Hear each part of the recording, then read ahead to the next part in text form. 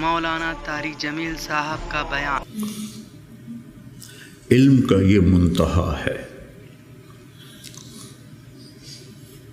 اس کو اگر ہم اپنی آپ ذات کو بیچ میں سے نکال دیں گے تو ہم گرنا شروع ہو جائیں گے۔ تجھے کیوں فکر ہے اے گل دلے صد چاک بلبل، تو اپنے پیرہن کے چاک تو پہلے رفو کر لے۔ عائشہ رضی اللہ عنہ موت کی سکرات میں تھی تو عبداللہ ابن عباس رضی اللہ عنہ نے آنے کی اجازت چاہی، تو جنگ جمل کے بعد سے بول چال بند تھی، کیونکہ عبداللہ ابن عباس حضرت علی کی طرف سے لڑے تھے باقاعدہ، تو آپ کے پاس عبداللہ بن زبیر اور مسور بن مخرمہ رضی اللہ عنہ بیٹھے ہوئے تھے، تو حضرت عائشہ رضی اللہ عنہ خاموش ہو گئیں، اتنا اثر تھا اس بات کا۔ تو ان کا حبر الامہ ہے اور ابن عم الرسول ہیں، اجازت دے دیں۔ تو حضرت عائشہ روئے جا رہی تھی اور ان کی بڑی چادر آنسوں سے بھیگ چکی تھی، ساری چادر۔ جب وہ آئے تو کہنے لگے اماں جان آپ کیوں رو رہی ہیں؟ آپ کے اور نبی کی ملاقات میں صرف اتنی دیر ہے کہ یہ جان نکلے اور آپ اللہ کے رسول کے پاس پہنچ جائیں۔ کہنے لگے عبداللہ مجھے دھوکہ نہ دے، کاش میری ماں نے مجھے جنا ہی نہ ہوتا، مجھے بہلاوا نہ دے، مجھے دھوکہ نہ دے۔ اور اللہ کے نبی نے کہا تھا یا عائشہ انہ لیہون علی الموت ان اریتک زوجتی فی الجنہ، عائشہ مجھے مرنا آسان ہو گیا ہے کہ مجھے پتہ چلا ہے تو جنت میں میری بیوی ہے۔ اور وہ رو رہی تھی۔ تو میرے عزیزو اپنی ذات کو نہ بھولو، اپنی ذات کو سامنے رکھو گے تو آپ ترقی کرو گے، اپنی ذات کو بھلا دو گے اور عیب پکڑتے پکڑتے، کمیاں پکڑتے پکڑتے آپ کو اپنا آپ بھول جائے گا۔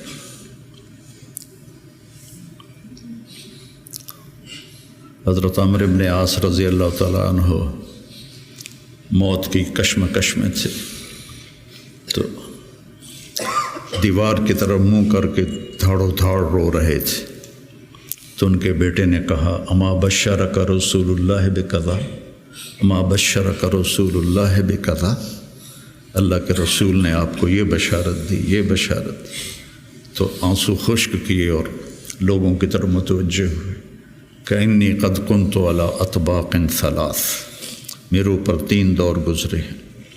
ایک تھا جب میں کافر تھا، اور اگر میں اس وقت مر جاتا تو سیدھا جہنم میں جاتا، پھر اللہ نے مجھے ہدایت دی، میں ایمان لایا، اور میں نے ساری زندگی اللہ کے نبی کو آنکھ بھر کے نہیں دیکھا حیا کی وجہ سے۔ اگر مجھ سے پوچھو کہ اللہ کے نبی کا حلیہ کیا ہے تو میں نہیں بتا سکتا کہ میں نے کبھی آنکھ اٹھا کے آپ کو دیکھا ہی نہیں تھا۔ اگر اس وقت میں مر جاتا تو میں جنت میں جاتا۔ اس کے بعد ہم پر دنیا کھل گئی اور ہم نے کیا جو کیا، اب پتہ نہیں آگے میرے ساتھ کیا ہونے والا ہے۔ پھر اسے ہاتھ اٹھائے، اللہم لا بری فاعتذر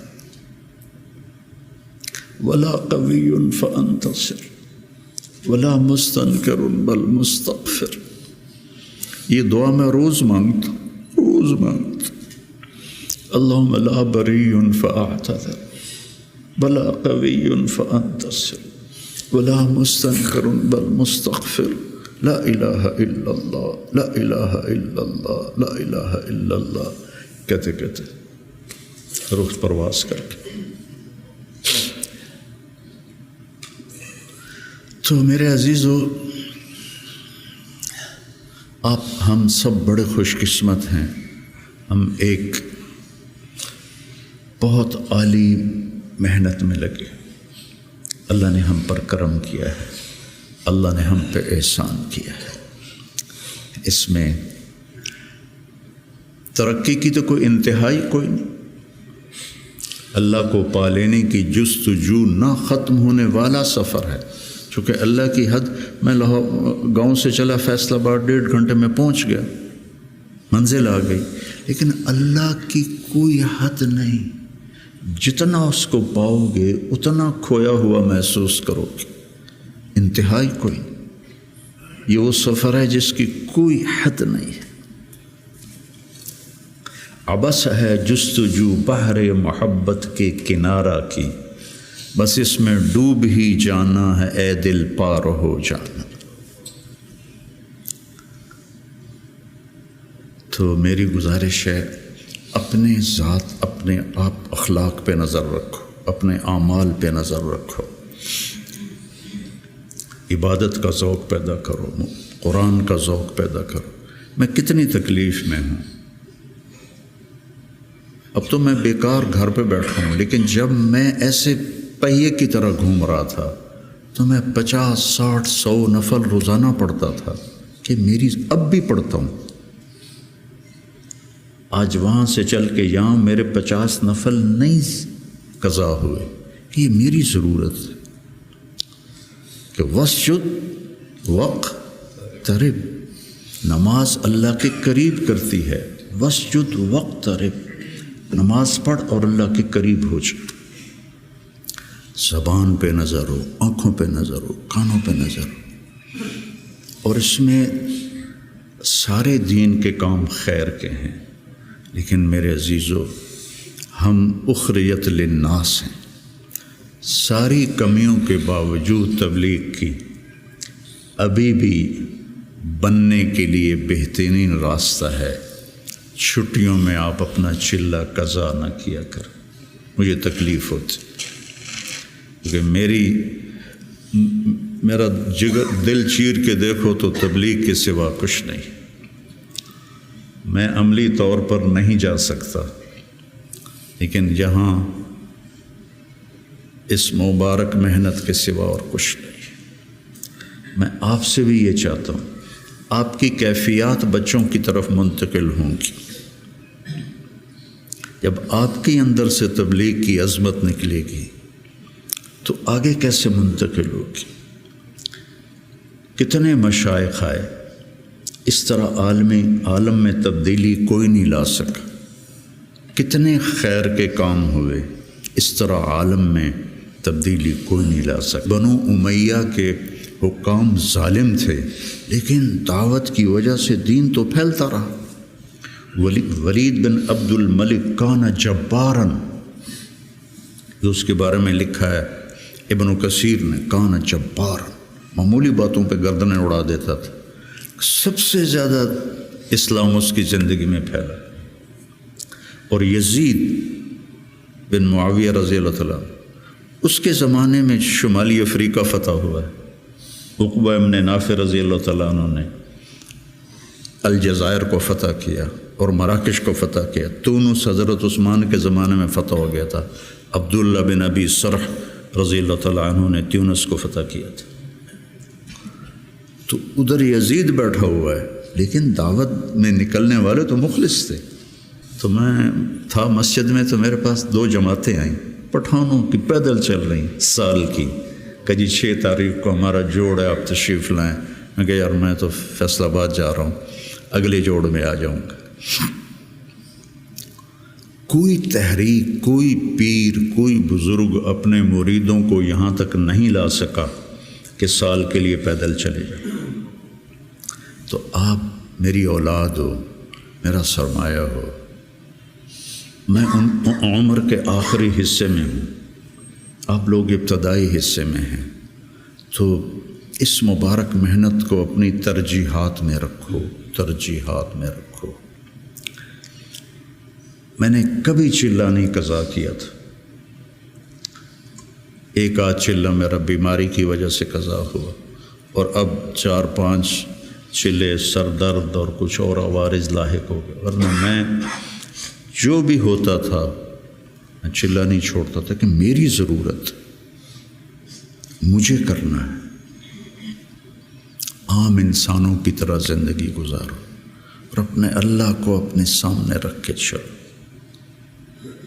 تو انشاءاللہ اللہ آپ کو ترقی دے گا، اللہ آپ کو بلندیاں دے گا۔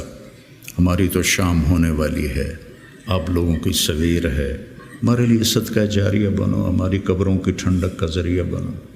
اور میں مدارس ایک خاص مقصد کے تحت میں نے مدارس بنائے، نہ کوئی کمی ہے مدارس کی، علماء کی کوئی کمی ہے؟ ایک اخلاق والی نسل تیار، ایک قرآن سے شغف والی نسل تیار، عربیت ان کا خاصہ ہو، قرآن ہو، سیرت ہو، عربیت ہو، اور اچھے اخلاق ہو، اور تبلیغ کا جذبہ ہو، دنیا میں پھرنے کا جذبہ ہو۔ تو اللہ تعالیٰ ان کو دیکھو، آج میں نے جب شروع کیا تھا تو اتنی تنقید سنی، گالیاں تک، اور اب رائمنڈ میں اعلان ہوتا ہے حسنین کے علماء کی طرح۔ یہ میرے لیے شرف ہے، حسنین کے علماء کی طرح۔ کتنی بڑی میرے لیے یہ اعلیٰ درجے کی بات آپ سب کے لیے۔ تو اس لیے بچوں، اپنے آپ کو دیکھتے ہوئے چلو، چھٹیوں کا چلہ قضا نہ کرو۔ مولانا احسان صاحب ایک دفعہ چھٹیوں میں چلے گئے ساؤتھ افریقہ، وہاں شیخ اب مولانا زکریا صاحب وہاں گئے ہوئے تھے، تو انہوں نے چھٹیاں ان کے پاس گزاری، واپس آ کے چلہ لگایا، واپس آ کے چلہ لگایا۔ میں رائمنڈ میں اس وقت پڑھتا تھا، انہوں نے اس کو کافی نہیں سمجھا۔ تو اپنے بننے کے اسباب میں سستی نہ کرو، ٹھیک ہے نا؟ دیجا ایام کی تلخی کو بھی ہنس کے ناصر، غم کو سہنے میں بھی قدرت نے مزہ رکھا ہے۔ Subscribe my channel.